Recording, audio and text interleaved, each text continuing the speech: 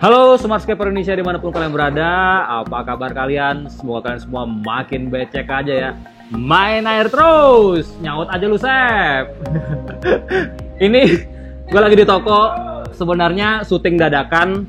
Sebenarnya gue datang mau ngisi ikan, cuman karena kebetulan perintilan alat lenong syutingnya ada di mobil semua, ya sekalian aja deh gue ngejelasin gimana sih caranya ngadaptasiin ikan ataupun fauna yang baru ke tank yang baru, kan airnya suka berbeda tuh. Nah biasanya itu ada dua macam cara. Yang pertama sering orang lakukan itu adalah aklimasi ya. Aklimasi kalau kalian tahu tuh yang kayak gini nih. Masukin kantong ikan yang baru dibeli tuh langsung ke akuariumnya. Aklimasi ini tujuannya adalah menyamakan suhu air yang ada di dalam kantong ikannya dengan suhu air akuarium kalian, karena ikan itu termasuk yang sensitif terhadap suhu ya. Kalau misalkan tiba-tiba ada perbedaan suhu yang signifikan, dia bisa kena penyakit, salah satunya white spot. Gua nggak bilang cara ini salah, cuman cara ini kan hanya menyamakan parameter suhu.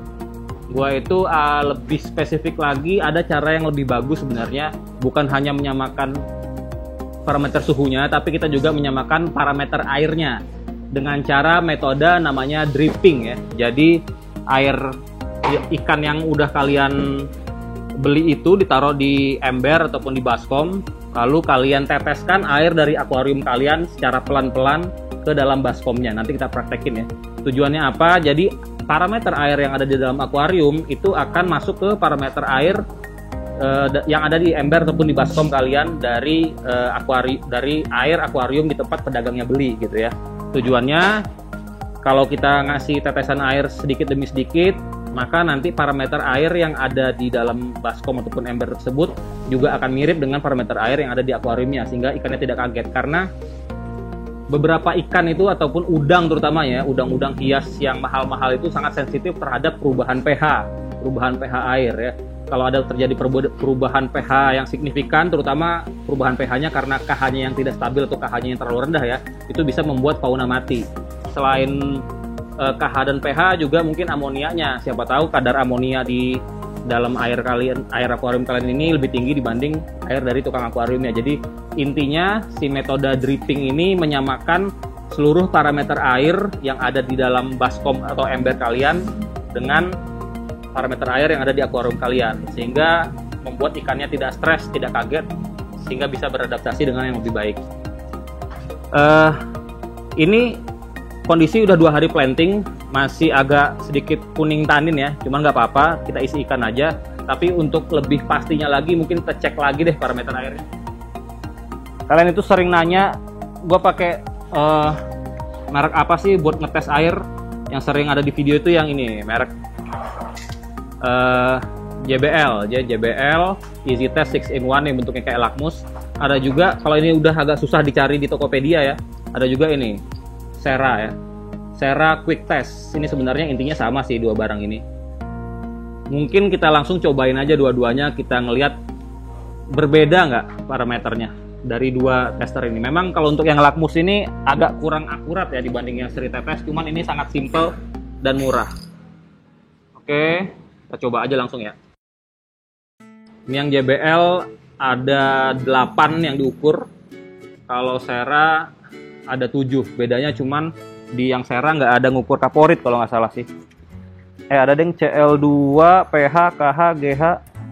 Oh nggak, sama. Yang diukur sama, cuman GH-nya dia di Sera ini 3 strip, sedangkan di JBL tuh 4 strip. Intinya yang diukur sih sama, dari CL, PH, KH, GH, nitrit dan nitrat ya. Ini yang JBL, ini yang Sera saja. Cemplungin sekitar 2-3 detik. Kibas-kibas dikit, lalu tunggu 1 menit ya, baru kita cek parameternya. Oh ya, selagi nunggu, gue masih galau sebenarnya mau masukin ikan apa di riparium tank ini. Cuman beberapa waktu lalu gue sempat posting di Instagram, kira-kira ikan apa yang cocok. Jawabannya variatif banget, bahkan ada yang ngaco juga sebenarnya. Gue sih pengen tadinya Serpei Tetra ya, Serpei Tetra sama gurami, dwarf gurami.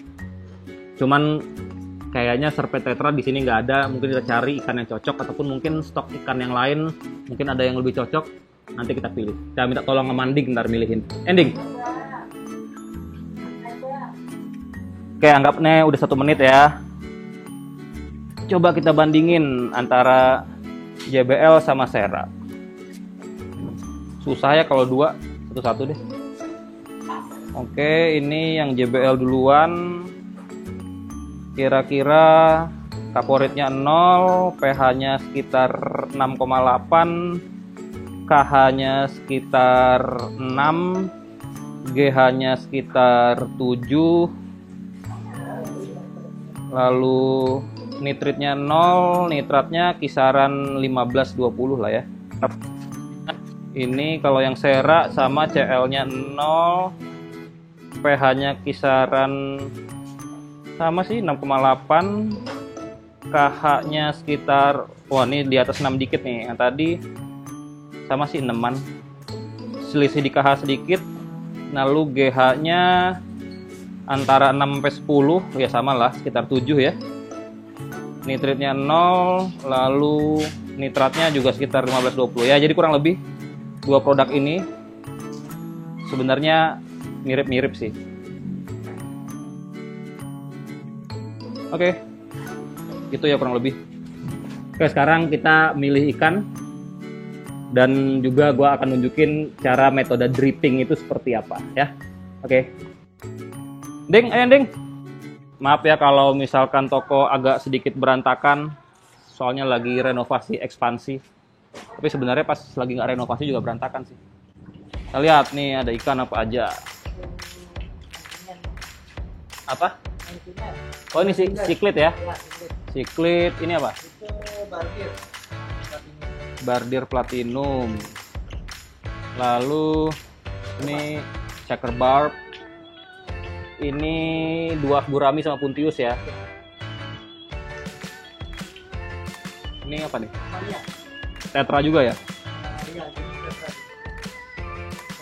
Gue mau ini 2 ntar ending ya. Ini 2, bukan si ininya, si guraminya. Lalu ini Odessa. Oh ini Odessa ini cakep tapi untuk bidang kecil ya. Ini apaan sih?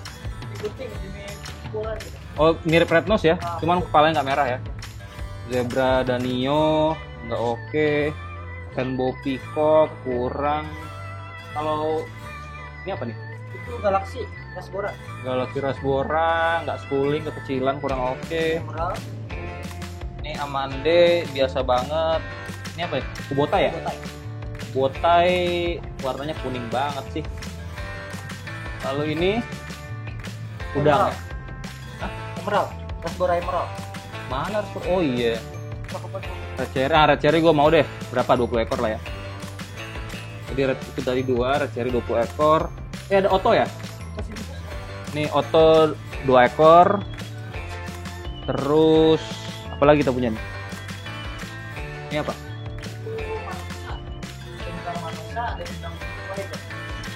Itulah pokoknya ya, kurang oke. Ini sama ya, gurami juga nih.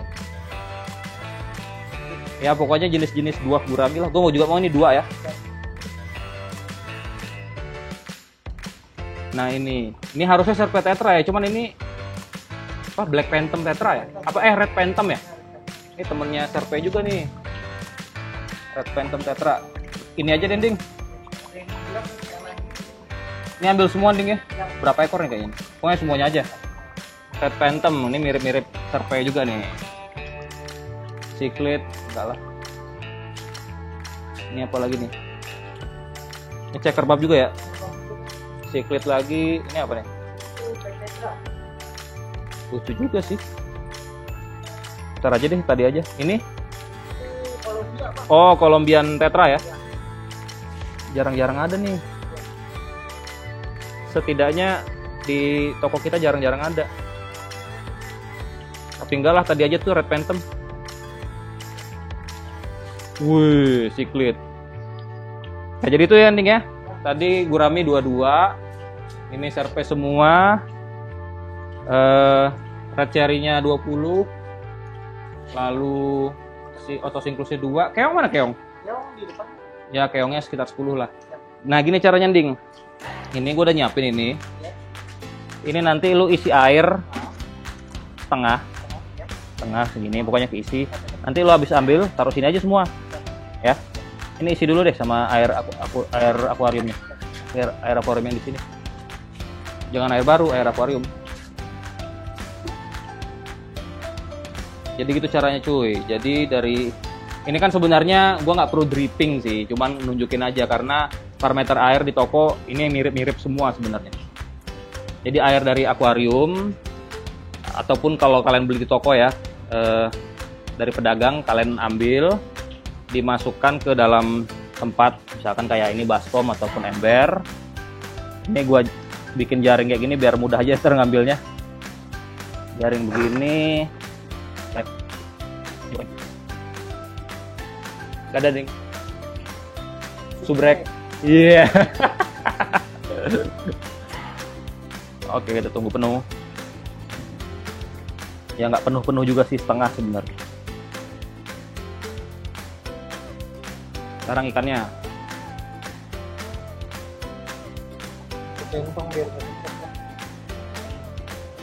Lu kalau lagi stres juga dicentongin dong. Halo Otto. Ikan yang jarang-jarang ada nih sekarang.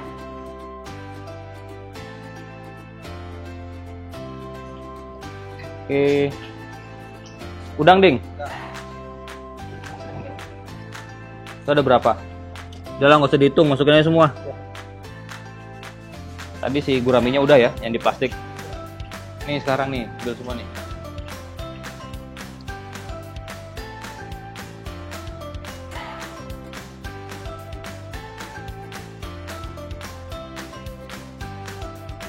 Oke, jadi tadi ikannya sama fauna alligator udah disiapin.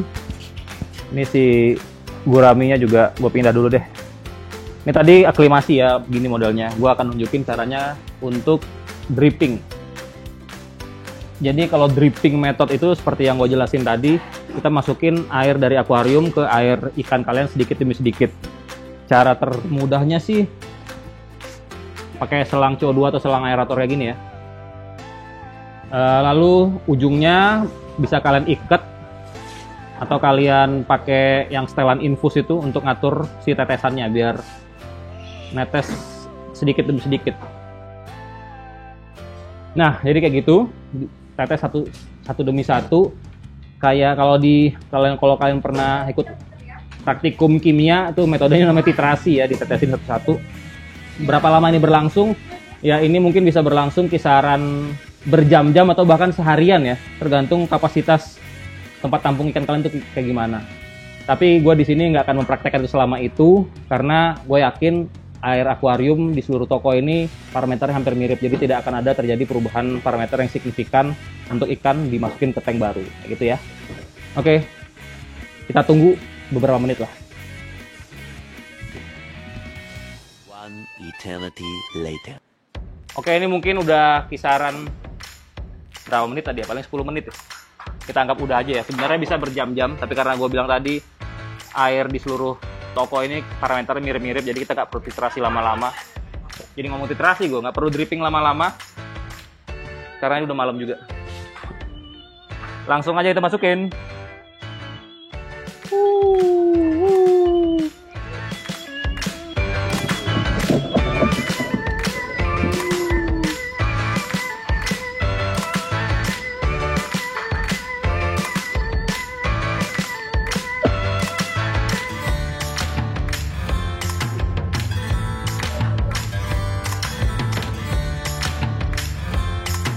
Udang.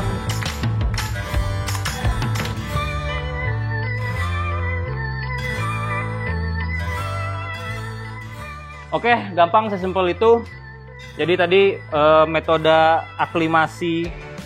metode adaptasiin ikan baru atau fauna baru ke tank ada dua ya. Ada yang pertama aklimasi, cuma nyamain suhu. Ada yang kedua metode dripping, nyamain parameter airnya.